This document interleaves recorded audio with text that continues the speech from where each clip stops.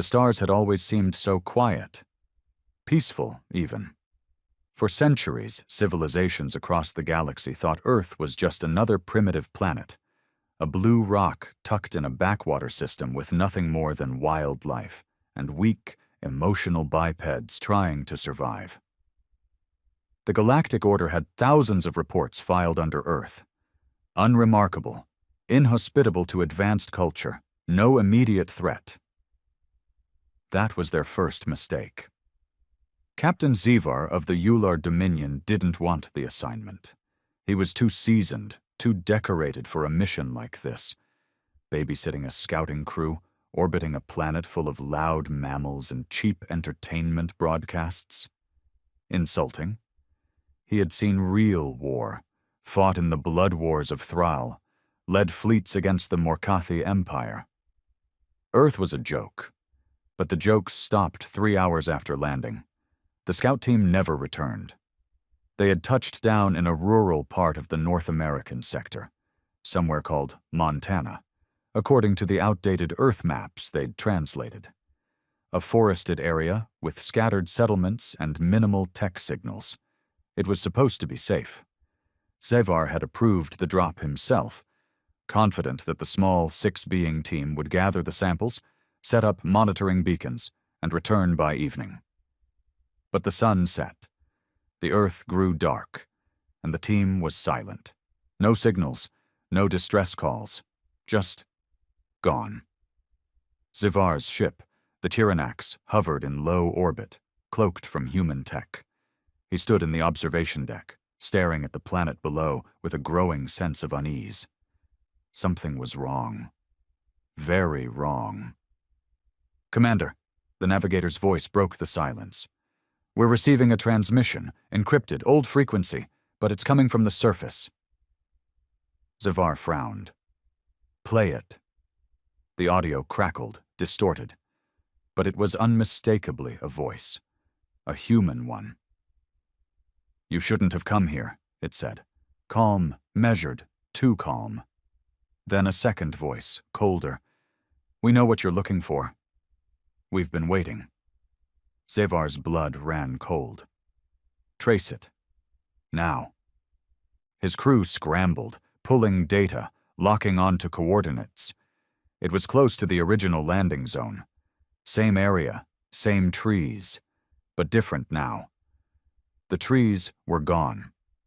Burned. "Captain," the tactical officer said, eyes wide. "The scout ship. It's been dismantled. No sign of the team. But, there's something else." A hollow image projected above them. A crude but efficient structure built from the wreckage.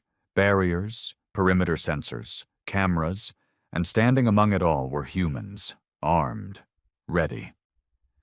"They turned our own tech against us," Zivar muttered, "in under a day." No species was that fast. Unless he issued the order himself. A retrieval squad. 10 of their best. Stealth armor, plasma rifles, neural dampeners. In and out. Quick extraction. Only 2 made it back. And they weren't unscathed. One was missing a leg. The other, his mind shattered, eyes hollow, muttering nonsense over and over. "They smiled while they killed us," he kept repeating. "They smiled, like they were made for it." Zivar finally began to understand.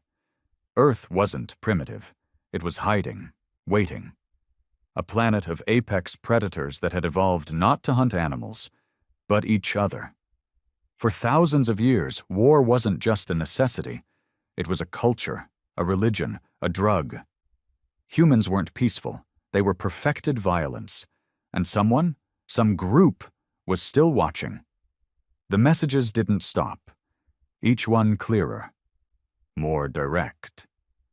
"You want a war?" the human voice said. "Then welcome to hell." The alien council didn't believe him. When Captain Zivar transmitted his emergency report back to the Ular Dominion's High Assembly, they accused him of exaggeration, of letting a few skirmishes rattle his judgment. Even after seeing the footage, blurry images of humans building kill zones from alien wreckage, laughing as they hunted the squad like prey, The Council dismissed it as an anomaly. Primitive aggression, they called it. Unrefined tactics. Javar knew better. He had seen dozens of species fight. He knew the difference between chaos and calculated violence. What the humans did wasn't panic. It wasn't desperation. It was methodical, trained. As if war wasn't just in their culture, it was carved into their DNA. Back on Earth, the second recon drone had just sent back new footage. This time, it wasn't just a few armed locals. They had found something buried deep beneath a mountain, some kind of facility, camouflaged so well that even the Dominion's scanning tech nearly missed it. But once they found it, Xavar couldn't stop staring at the feed. Weapons, thousands of them, not just guns, devices, prototypes, machines even the Dominion couldn't identify. Some looked ancient, others far ahead of anything humans should have been capable of. Experimental weapons etched with warnings, handwritten signs reading, "Project Doomspill and for use only if God abandons us." And people, humans in uniform, working around the clock. "Sir," said a technician, voice shaking, We ran a comparison on the symbols found on their uniforms. It matches data from Earth's own archives, military emblems. But this isn't official. This group doesn't exist in their public databases." Xavar's eyes narrowed. "Then who the hell are they?" The technician hesitated. "We believe they call themselves the Bastion, a rogue defense faction, hidden, autonomous, possibly centuries old." "How many are there?" "We don't know. The signals are spread across multiple continents. It's possible there are dozens of these facilities." Xavar stood in silence, staring down at Earth like he was seeing it for the first time. Not a weak planet, not a backwater, a weapon cache. He finally understood why they hadn't been discovered before. The humans weren't reckless. They were patient. Every war, every revolution, every civil collapse, it hadn't broken them. It refined them, hardened them. Suddenly, the ship's alarms blared. "Unidentified object approaching," shouted the navigator. It's coming from Earth." Xavar turned toward the viewport just in time to see it. A single missile, burning hot through the vacuum, screaming towards their orbit. They didn't think humans could launch that fast. They were wrong. "Shields up," Xavar barked. The impact rocked the Chiranax, sending half the crew crashing to the floor. Lights flickered. Fires broke out across the engineering deck. It wasn't just any missile. It was designed with Dominion tech. Modified. Upgraded. How had they gotten access? Then he remembered. The first scout team. Their gear. Their weapons. Humans didn't just kill. They learned. "Return fire?" his second-in-command asked, blood trickling from his brow. Xavar hesitated. His pride wanted revenge. His training screamed for a counterstrike, but something deeper held him back. A primal fear that the more they pushed, the more humans would reveal. And if this was only the beginning— "Not yet," Xavar said, his voice low. "We're not just dealing with another species. We've awakened something old, something made for war." There was silence across the deck as his words sank in. Then, a new message flashed on the central screen. Another Earth transmission. This time, video. A man stood in front of a ruined scout pod, Dominion rifle slung over his shoulder. Mid-40s, calm eyes, tactical gear, smiling. "We've read your history," he said. "You fight for conquest, for power, for ego." He stepped forward, gaze cold and steady. "We fight for the thrill of it." The screen went black, and for the first time in his long, blood-soaked career, Captain Xavar felt fear. The Dominion fleet arrived 2 days later.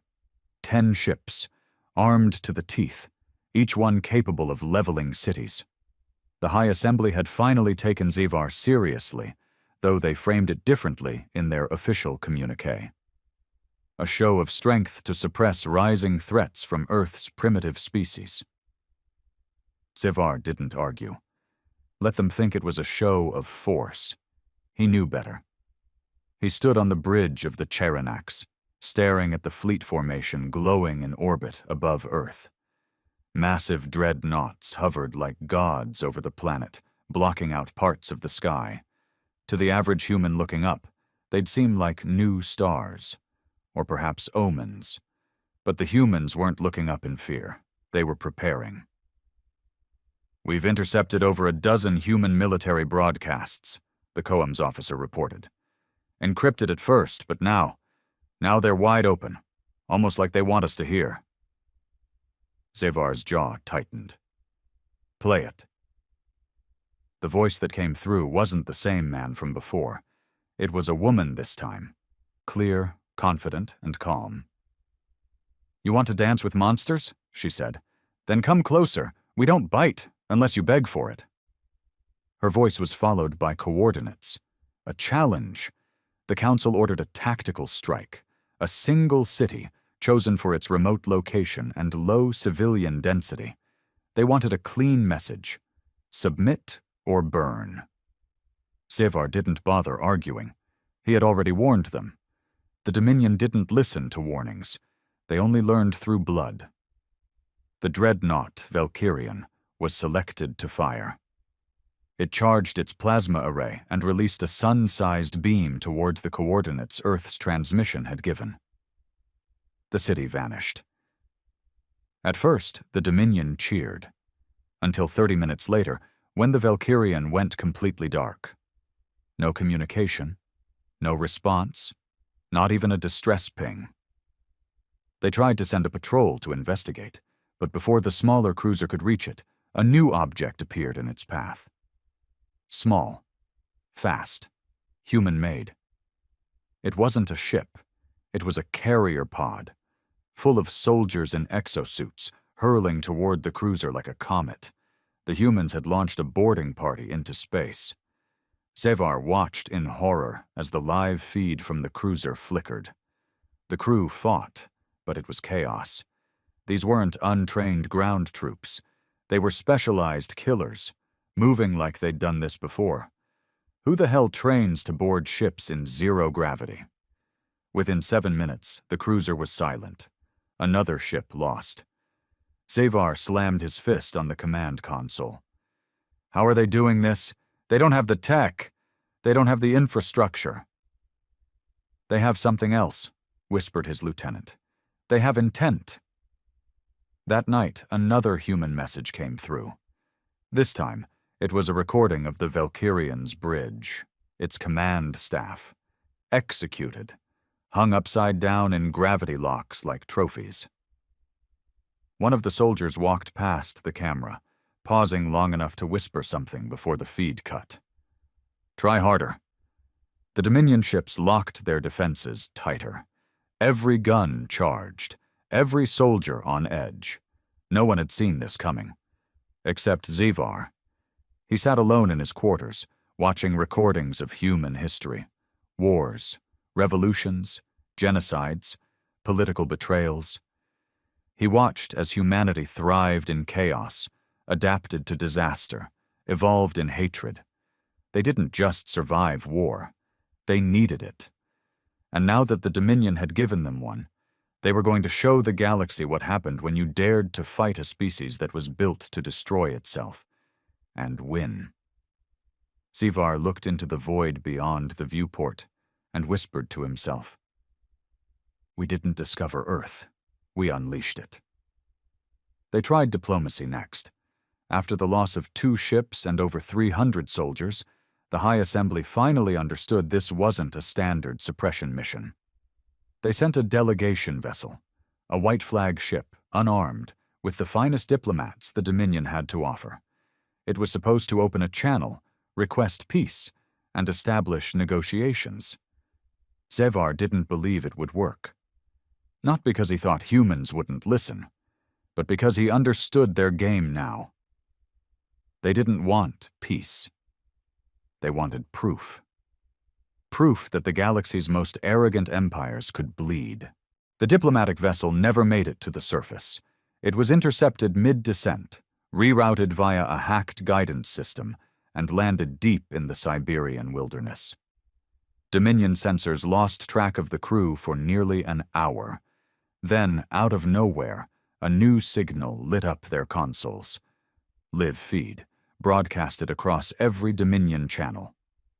The diplomats were alive, bound, blindfolded, and kneeling in a snowy clearing.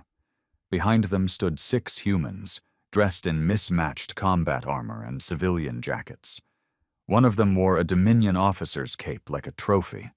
The same woman who'd spoken before stepped into view. She wasn't smiling this time. "You came to talk," she said, pacing behind the hostages. "But you didn't come to listen. So let's make this real simple." She pulled a Dominion translator collar off one of the diplomats and held it to her mouth. "We are not a species you conquer. We are not a species you monitor. We are not your next project." The feed cut out with a gunshot. Only one of the diplomats was returned, in pieces, stuffed into a Dominion cargo pod and launched back into orbit. A message burned into his severed chest armor. "This is mercy. The next time, we erase you." The Dominion Council panicked. No longer united in arrogance, they began debating retreat, escalation, even full-scale annihilation of the planet. Zivar listened to the arguments with a numb expression, knowing none of it would matter. The humans had already won. Not militarily, not tactically, psychologically. Fear was growing, not just within the Dominion, but across other species watching from the galactic fringe. Rumors spread, whispers in backwater stations, pirate hubs, smuggler dens. Earth is awake. They turned war into an art form. They don't fear death, they train for it. It wasn't just fear anymore, it was awe. Some species began pulling their observers off Earth. Others started forming quiet alliances with human factions. There were even reports of mercenary groups defecting to fight with the humans, for the thrill, for the chaos, for the ideology. Because for the first time in centuries, someone was standing up to the galactic order and laughing in its face. Back on the Kiranax, Zevar sat in his command chair, watching the latest footage from a drone they'd snuck past Earth's orbital grid. It showed a human base built inside the ruins of a pre-apocalypse city. Detroit, he believed it was called. What caught his attention wasn't the humans' training, or the captured Dominion tech they were dismantling. It was the wall, covered in writing. Thousands of names etched by hand. Some were Dominion, some were human, some were other. Beneath it all, a phrase scrawled in blood-red paint. "We remember every empire that came for us." Zevar exhaled slowly. This wasn't about territory. This wasn't about politics or expansion or defense. This was personal. The humans didn't just want to win. They wanted to humiliate, to burn away the myth of alien superiority, to show the universe that the species everyone dismissed as emotional, erratic, and savage had been training for this their entire existence. They were war incarnate, and now war had come home. Word spread like wildfire. The attack on the Dominion fleet, the butchered diplomats, the war wall, every piece of it leaked across the galactic net. Systems that had never even heard of Earth were now watching shaky footage of human soldiers using stolen alien tech like it was their own. Governments panicked. Empires braced themselves. For the first time in centuries, the order was cracking. But Earth wasn't finished. Not even close. Inside one of the buried facilities, this one somewhere in what used to be South America, an alarm sounded. Not a warning of attack, a launch sequence. Underground hangars lit up. Steel doors the size of city blocks slid open, grinding against decades of silence. Rockets, fighters, experimental orbital weapons, projects once buried by treaties, shame, or fear, now surged to life. Above the planet, Zevar watched as a cluster of sleek, black ships rose into the atmosphere. "They're leaving the planet," said the sensor officer, stunned. Zevar stepped forward. "Where are they headed?" The room was dead silent for a few seconds, while data streamed in. Then the officer whispered, "Every ship is headed to a different Dominion colony." No one spoke. It was a message. Humanity wasn't just defending Earth, they were spreading. Colonial systems across Dominion space began sending distress calls within the hour. Mining outposts, agricultural moons, research stations, places that had never even heard of Earth were now under siege. But the humans weren't killing indiscriminately. They were targeted. They disabled communications first, crippled defense systems. Then they walked in, surgical, efficient, terrifying. They took Dominion officials hostage, raided archives, downloaded centuries of military data, then disappeared without leaving a single soldier behind. What they left instead were messages, written in Dominion blood, spray-painted across shattered walls and torn banners. "This is for the slave camps on Calyx 5. For the children of Razathul. Remember Eros Prime." Zevar felt his throat tighten. The humans knew, not just about the Dominion, about everything. All the dark history, the buried atrocities, the campaigns scrubbed from public record, the kind of secrets empires killed to keep quiet. Humans were broadcasting them across the galaxy, one attack at a time. The Dominion's grip was slipping. Worlds began to rebel. Minor species started rioting, demanding answers. Some even turned their weapons on their own governors. Because if humanity, a species no one had taken seriously, could rise up and fight back, why couldn't they?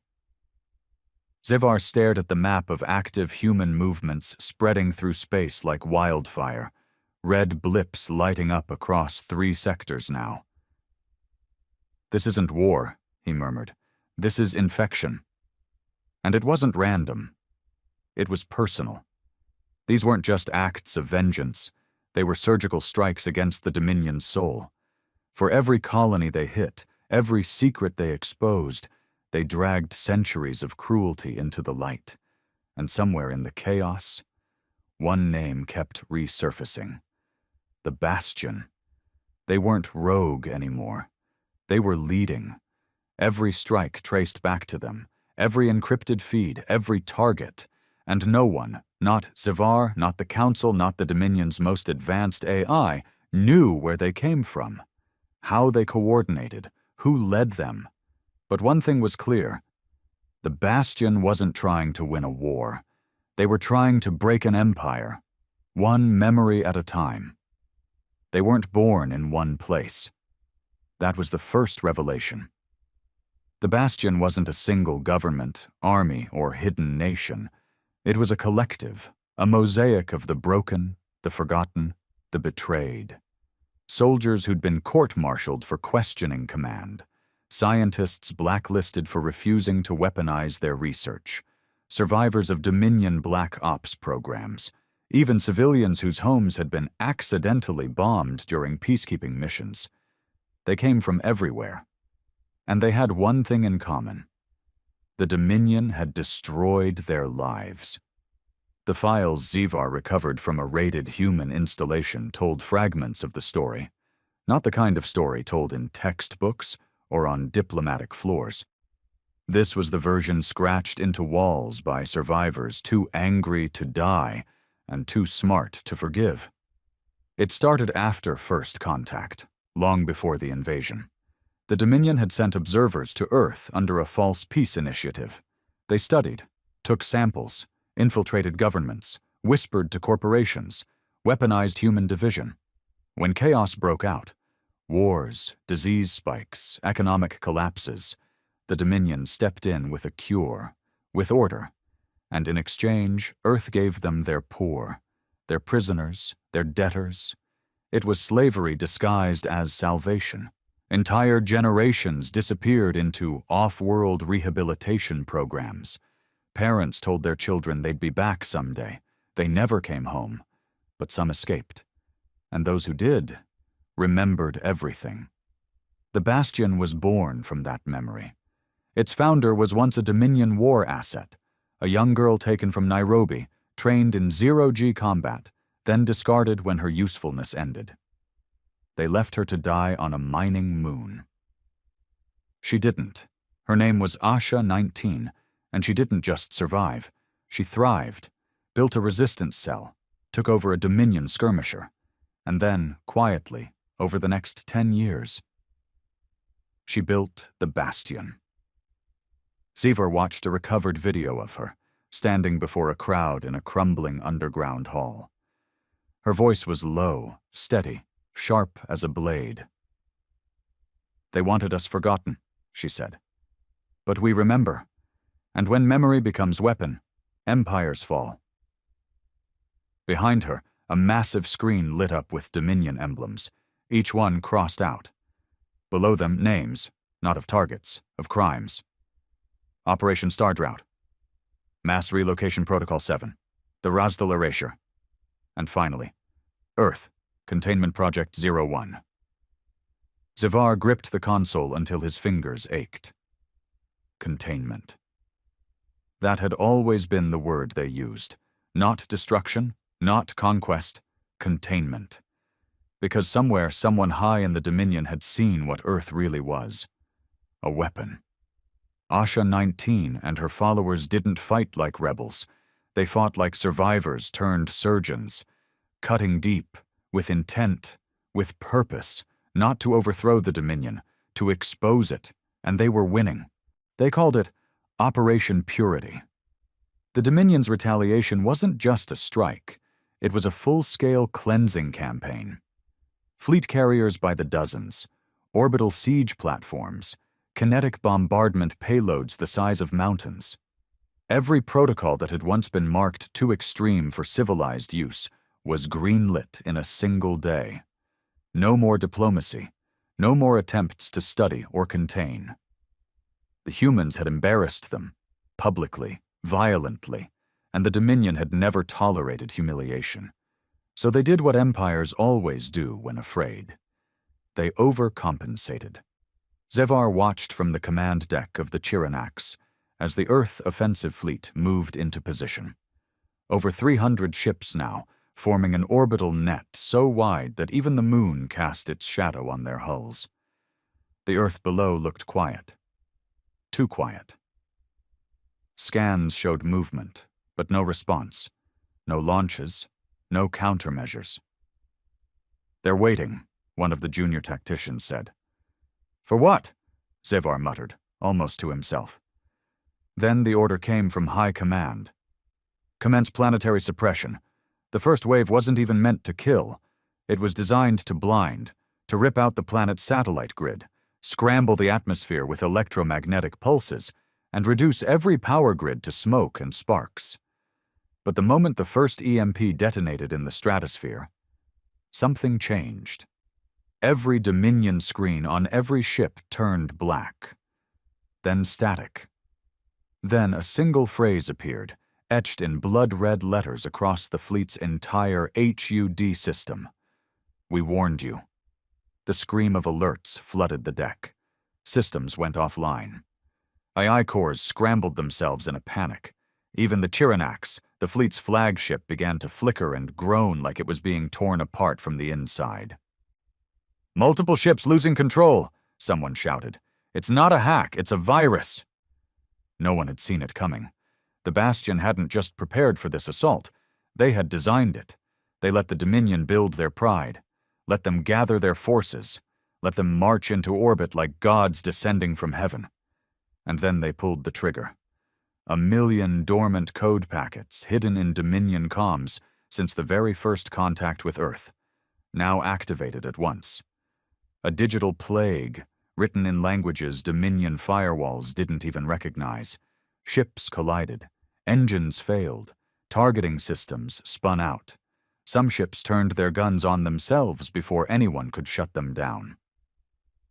And then, the humans came.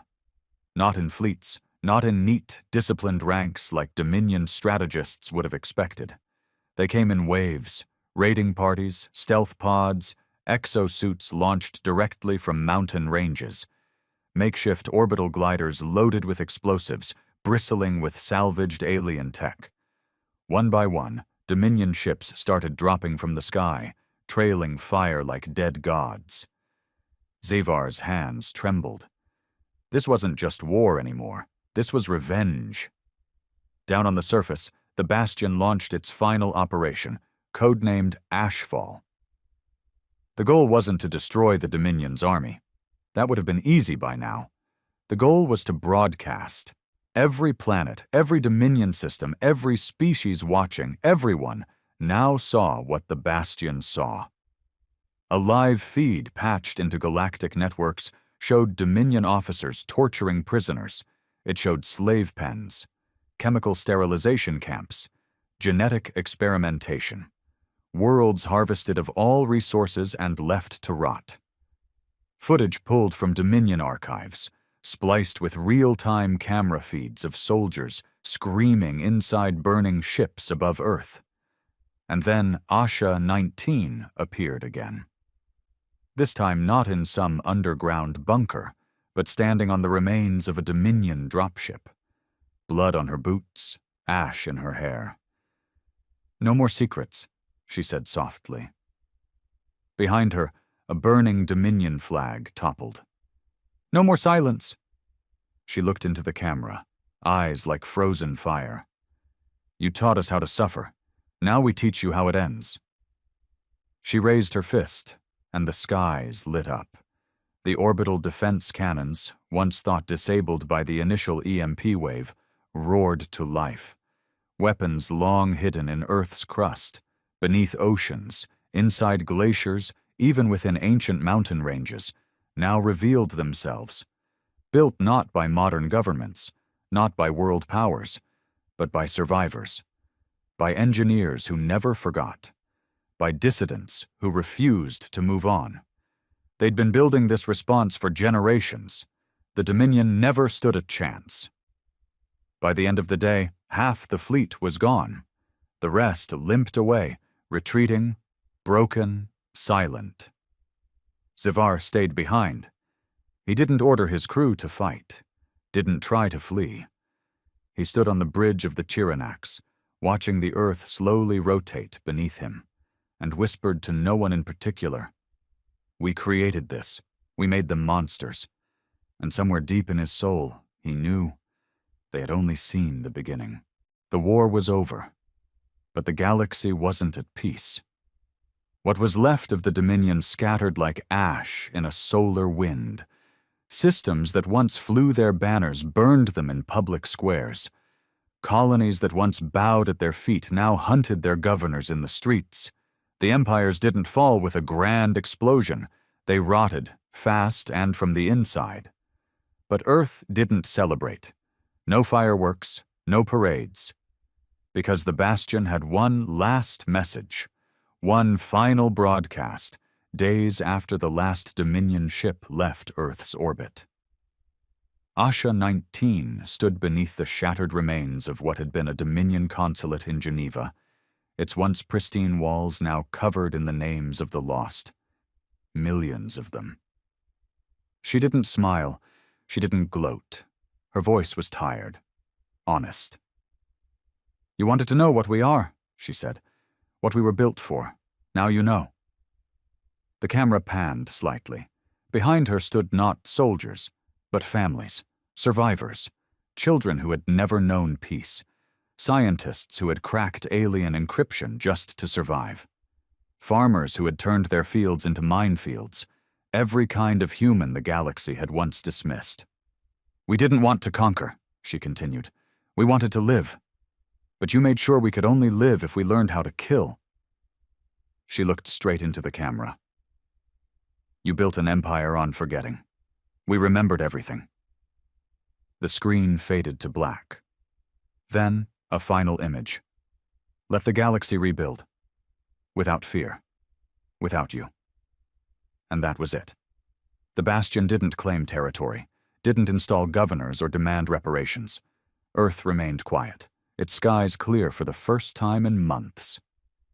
The launch bays closed, the black ships landed and powered down. But the galaxy wasn't sure what to make of it. Some thought the humans were playing a long game, waiting to rise and rule from the ashes. Others believed they were too broken to continue, a flame burning too hot and too fast. Still, others whispered that the bastion wasn't finished, that there were other enemies, other monsters hidden behind flags and treaties and gold-plated promises. And deep down, everyone feared one thing more than war: silence. Because humans didn't say what came next. They just watched, waited.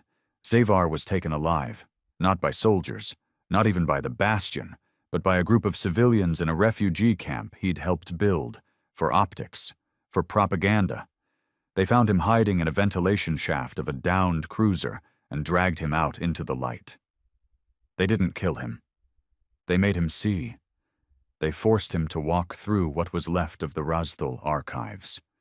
Let him read the real numbers, the death tolls, the classified experiments he'd signed off on without reading.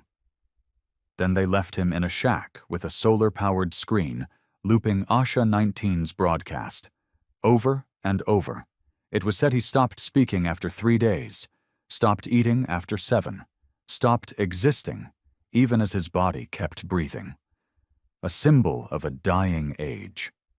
Elsewhere in the galaxy, a quiet revolution was unfolding. Species long considered lesser by Dominion caste systems began rising into their own. New alliances formed, not out of fear, but out of understanding.